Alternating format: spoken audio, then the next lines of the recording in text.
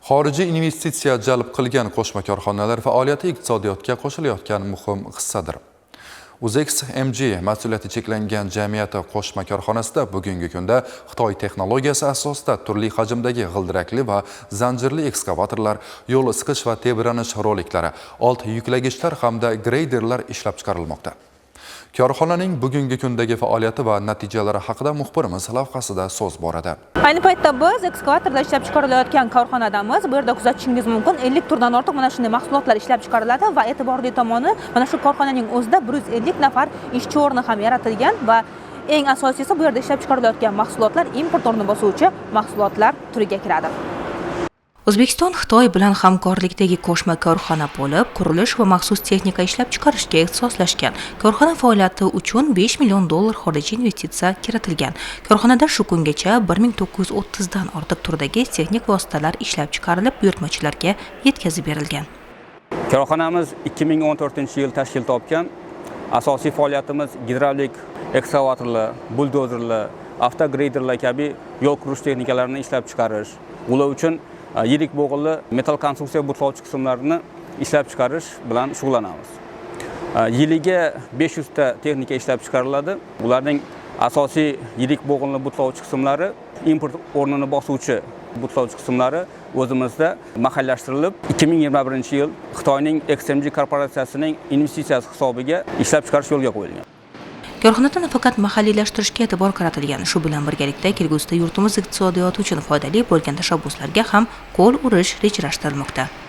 Bundan tashqari, bizda yashil energetika siyosatini qo'llab-quvvatlash maqsadida elektrda harakatlanuvchi g'ildirakli transport vositalarini ishlab chiqarishni yo'lga qo'yish rejalashtirilgan. Hozirgi kunda sinov uchun elektrda harakatlanuvchi samosvallarni Xitoydan import qilib olib kelganmiz. Ishlab chiqarishda iqtisodiy samaradorlikni oshirish maqsadida elektr manbalaridan foydalanish rejalarimiz ham bor.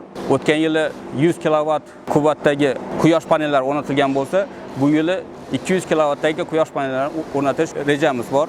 Sababi 100 kilovatdagi elektr panellari korxonadagi yoritish chiroqlarini iqtisod qilishga ishlatilgan, 20% tejamkorlikka erishganmiz. 200 kilovat o'rnatadigan bo'lsak, 50% dan oshishi ko'zda tutilgan. Yashil energiyadan foydalanish nafaqat biz uchun foydali, balki elektr energiyasini boshqa hududlarga yetib borishini ta'minlashda ham katta yordam beradi. Quyosh panellaridan tashqari 400 litrlik geokollektorlar ham o'rnatganmiz. Yig'u, payvandlash va mexanik ishlov berish 5 bosqichdan o'tkazilgandan so'ng mahsulot tayyor holatga keltiriladi. 6 tonnadan 40 tonnagacha og'irlikdagi ekskavatorlar ishlab chiqarilmoqda. Mahsulot 32% gacha mahalliylashtirilgan. Yaqin kunlarda eksportga ham chiqish maqsad qilingan. Mazkur qo'shma korxona asosan O'zbekiston Respublikasining ichki bozorini maxsus transport vositalari bilan ta'minlab kelmoqda. Ushbu transport vositalarini ishlab chiqarishga kerak bo'ladigan asosiy ehtiyot qismlari Xitoy Xalq Respublikasidan olib kelinmoqda. Ya'ni raqamlarga to'xtaladigan bo'lsak, 2025-yil va 2026-yilning o'tgan davrida $28 million dan ortiq bo'lgan yoki 685 tonnadan ortiq bo'lgan ehtiyot qismlar import qilingan. Buning natijasida davlat byudjetiga 50 milliard so'mdan ortiq bo'lgan pul mablag'lari undirilgan va ushbu korxonaga davlatimiz tomonidan 2025-yil va 2026-yilning o'tgan davri davomida 3 milliard so'm bojxona to'lovlaridan imtiyozlar va preferensiyalar qo'llanilgan.